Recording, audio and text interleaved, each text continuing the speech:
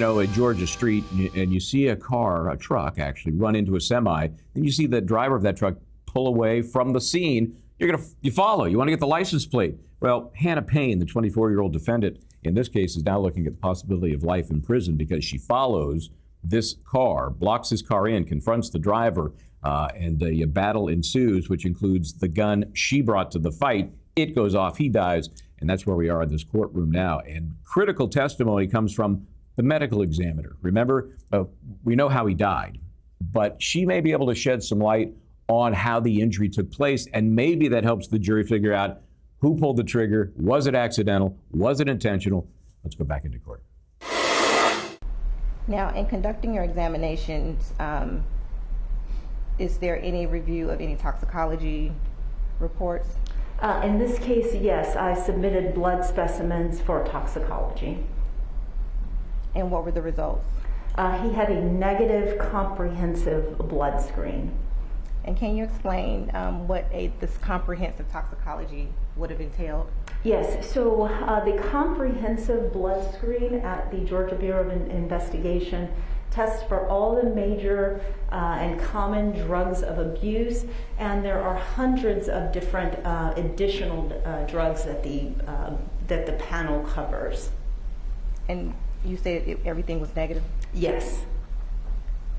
And what about the blood alcohol content? It was negative as well.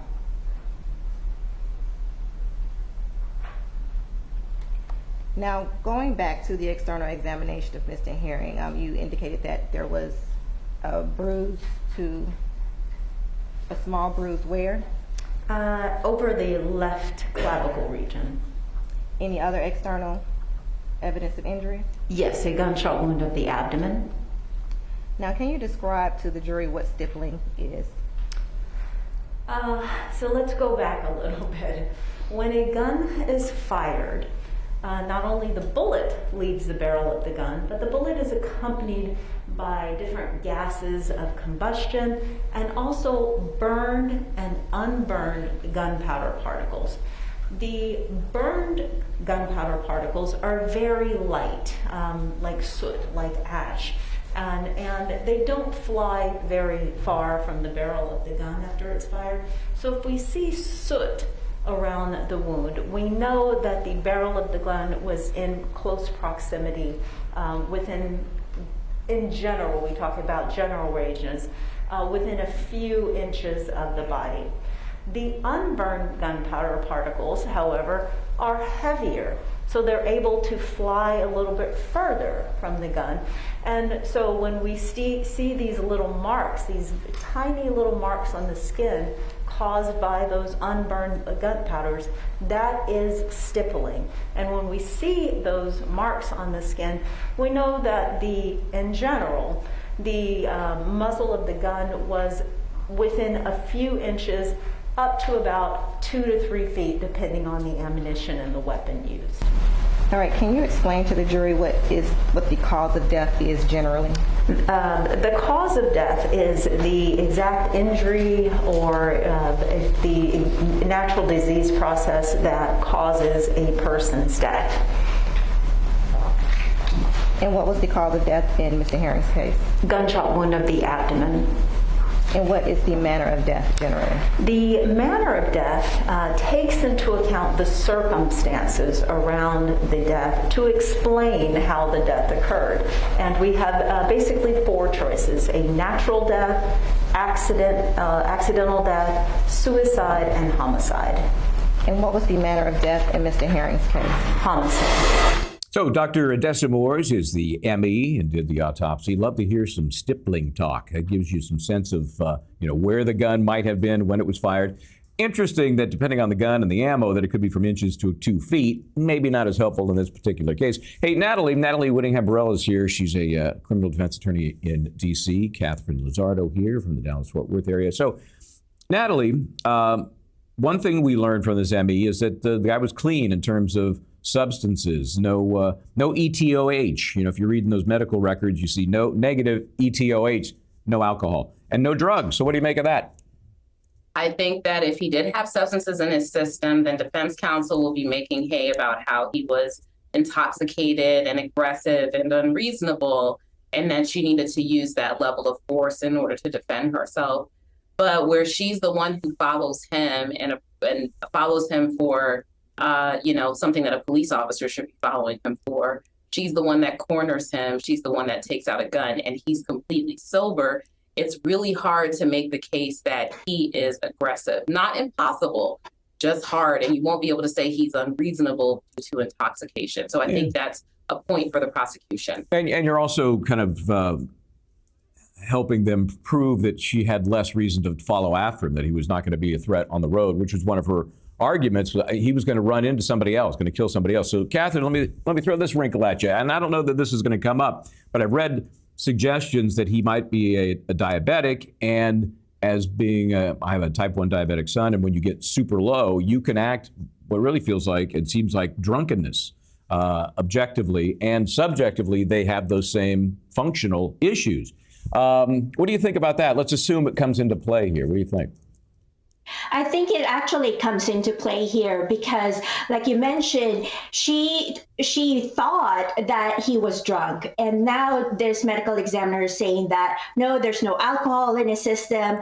Now, one of the things that the family has mentioned during interviews with the media is that he has a medical condition, a diabetic condition, so he might have been having a medical emergency at that time. That's why he appeared disoriented.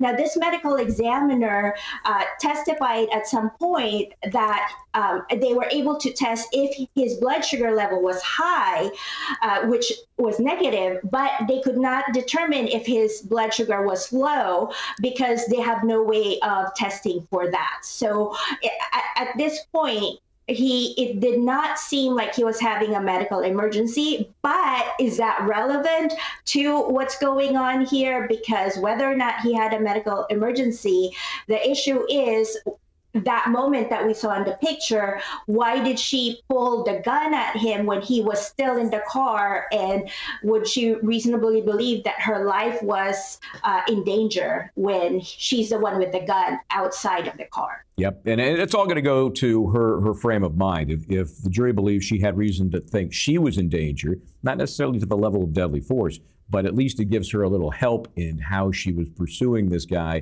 and trying to minimize any threat he may have as a driver on the roadway.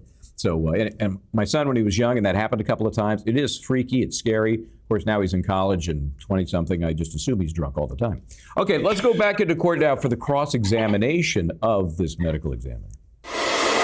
So if there was a gun that shot, it would have had to been inside or close to his body. It couldn't have been from shooting it. If he was here, it couldn't have been shot this way, correct?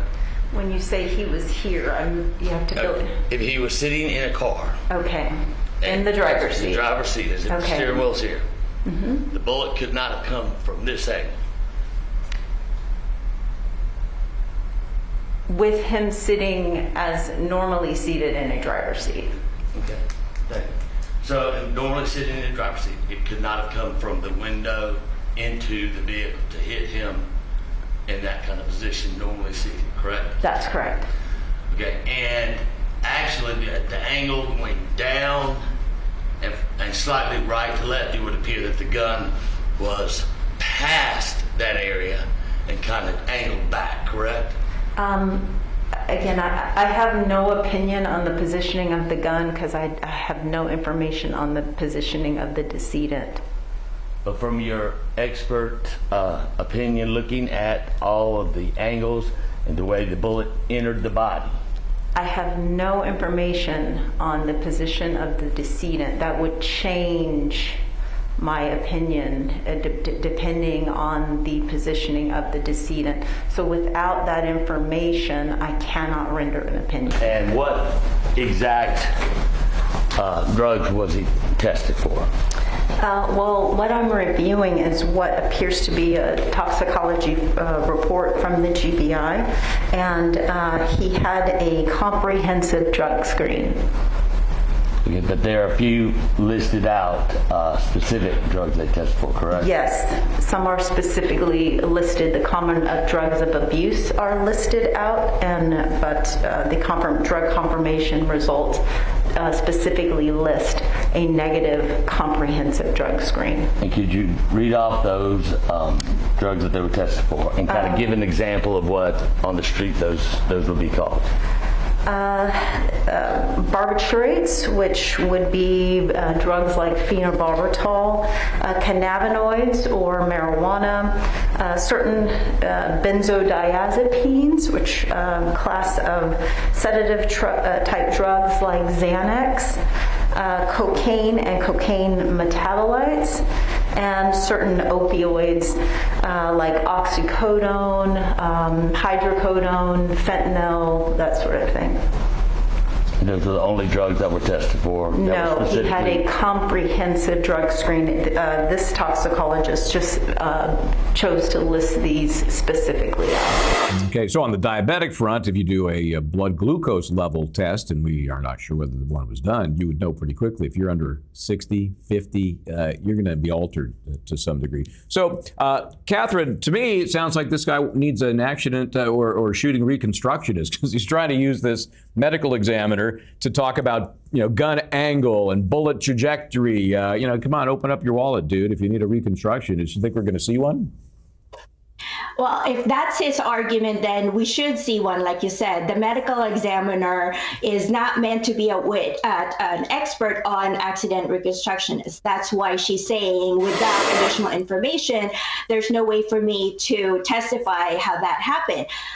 Now, why the defense is trying to question her about the angle of the gun is because, as we saw there, the driver or the victim did not go out of his vehicle, and so the defendant had to have put the gun inside the car, and that's where the gun was shot. And she's claiming that they tussled, and as to whether she shot the gun or he accidentally shot himself, that's why he's trying to ask those questions. Yeah, I was looking forward to some DNA from the trigger area. We heard about DNA on the slide, and there is, in fact, some male DNA on the slide. But, if you're wrestling with a gun on that could happen, just not as conclusive. I want to see what's on the trigger. Let's take a break. We'll come back more out of this Hannah Payne case in Georgia. Stay right here.